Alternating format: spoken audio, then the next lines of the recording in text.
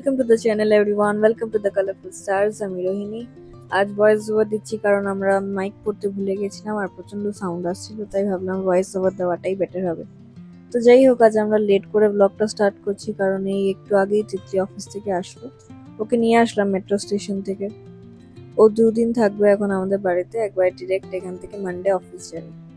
তো এখন আমরা রেডি হয়ে বসেছিলাম যাবো বলে ডিনার করতে, আমি, মা, বাবা আর তিতলি।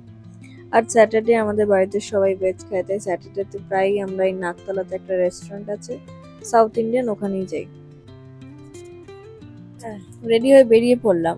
এই রেস্টুরেন্টটা ভেজ, তার কারণে খুব ভিড় থাকে স্যাটারডে, বেশিরভাগ লোকই ভেজ খায়। তো পৌঁছিয়ে ঠিক তাই দেখি অনেক ভিড়, আমাদের দাঁড়িয়ে থাকতে হয়েছিল। তিতলি আমায় আসার থেকে বলছিল আমার খিদে পেয়েছে, আমার কিছু খাওয়া। আমি বললাম না না, তুই এখন খেয়ে নিলে আর খেতে পারবি না, তার থেকে চল ওখানে গিয়ে একবারে খাবি। ও বলছিল লেট হবে না, তো আমি বললাম না না, অত টাইম লাগে না। তারপর গিয়ে লাইন দেখে আমি ভাবছি আজ আমি শেষ। তো ওকে একটু হ্যাপি করার জন্য পাশের কাছ থেকে ফুল পেড়ে দিলাম, আর সত্যি একটু হ্যাপি হয়েছিল। খাবার পেরে যতটা হলো ততটা না, বাট একটু হয়েছিল। তো বেশ কিছুক্ষণ দাঁড়ানোর পর আমাদের ডাক আসলো, বসলাম। বসে অর্ডার দিলাম। আমার আর তিতলি চিজ অনিয়ন দোসা, বাবার মশলা দোসা, আর মা সবসময় সেম জিনিস খায়, অনিয়ন উত্তাপম। অর্ডার দিয়ে আবার বসেই আছি, তিতলি তো খিদেতে পাগল হয়ে যাচ্ছে। তারপর বাবারটা যাও এলো, ওটা আর আসে না। কিছুক্ষণ পর আসলো, আর দেখো মুখে হাসিটা। কে বলো কেমন আছে?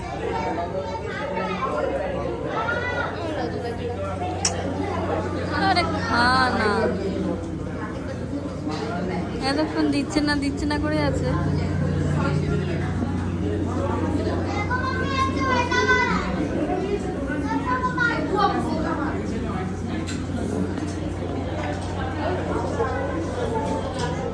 তারপর আমার খাবারটাও এলো, আমাদের প্রায় খাবার শেষ হয়ে গেছে, তখন মায়ের খাবারটা এলো। তো যাই হোক, খাওয়া দাওয়া করে বাড়ির দিকে রওনা দিলাম। রেস্টুরেন্টটাতে এত ভিড় ছিল, এসি কিছুই কাজ করছিল না। আমাদের বেরিয়ে তার থেকে অনেক বেটার ফিল হচ্ছিল। গাড়িতে এসিটা যখন চললো, শান্তি। বল বল। এসে গেছি আমরা বাড়িতে, ফ্রেশ হয়ে নিয়ে। মারাত্মক গরম পড়েছে।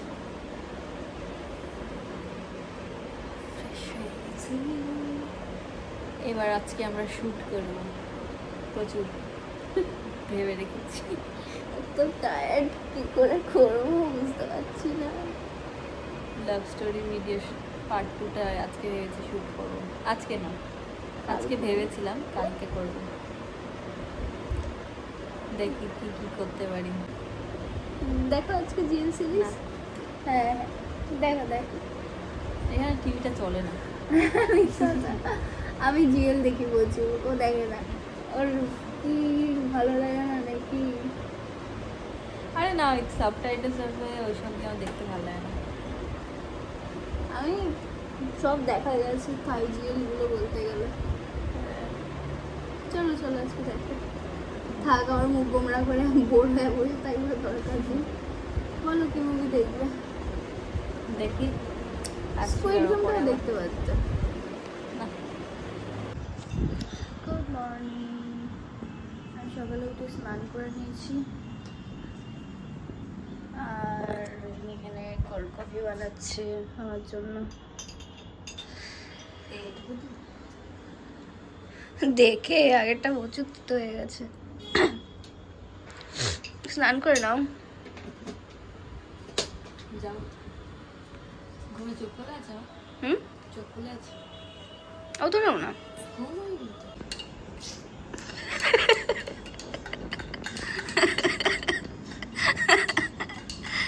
তারপরে আছে ভিডিওতে কি ধরা পড়েছে এরকম করে দেখছি।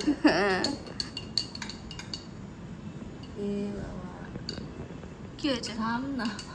কি হয়েছে? শর্ট। ঠিক আছে, শর্ট দাও। হ্যাঁ নতুন লোক রেখেছি, ভালো করে ওই কোনা কোনাগুলো ঝাড়বে, ঠিক আছে? এই তো সেক্সি কাজের লোক আমার। দেখি দেখি মুখটা দেখি, দেখি দেখি কিরকম লাগছে চুলে। 2 বছর পর ফাইনালি আমাদের সামনে আজকে কি মাত্র ম্যাগি ম্যাগি, শুধু গল্প শুনিয়েছে। আমি তুমি ভালো ব্যাঙি ব্যাঙি ম্যাগি বানাই। কটা বাজছে বলো? দেখছি আজকে কেমন বানায়, শেয়ার করছি তোমার। বানাবো, আমি তো বানাবো না এরকম করলে, আমি বলেছি। তারাও দেখাচ্ছি কেমন তিতলির ম্যাগির রেসিপিটা। লঙ্কা এক জায়গায় করে দিয়েছো। 5 মিনিট ধরে ওইভাবেই দাঁড়িয়ে আছো তুমি, কি করবে?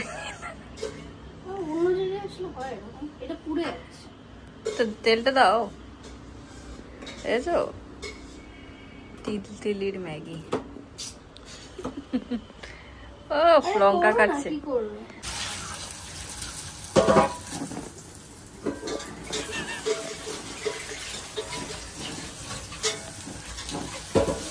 বলো রেসিপিটা বলে দাও। এই গরম হয়েছে, ডিমটাকে ভেজে রেখেছে, এই দেখো। একটু ম্যাগি মশলা দিয়ে ওতে। ওটা গরম হয়েছে? হ্যাঁ তো ফুটছে তো।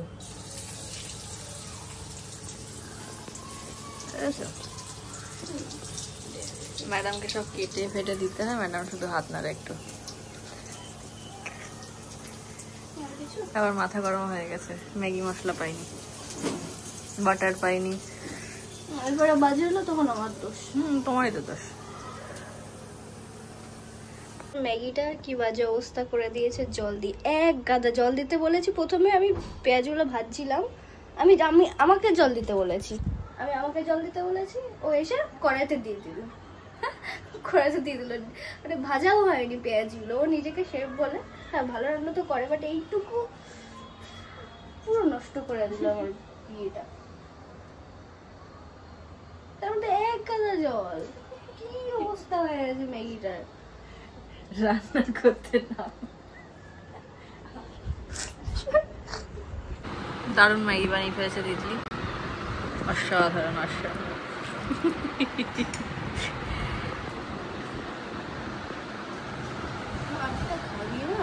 ভালো বানাস, 2 বছর ধরে করে দেখো, এই ম্যাগি বানিয়েছি।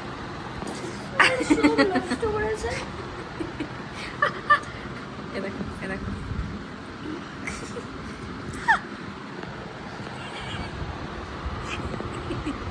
অসাধারণ হয়েছে, আমার ভালো লাগছে।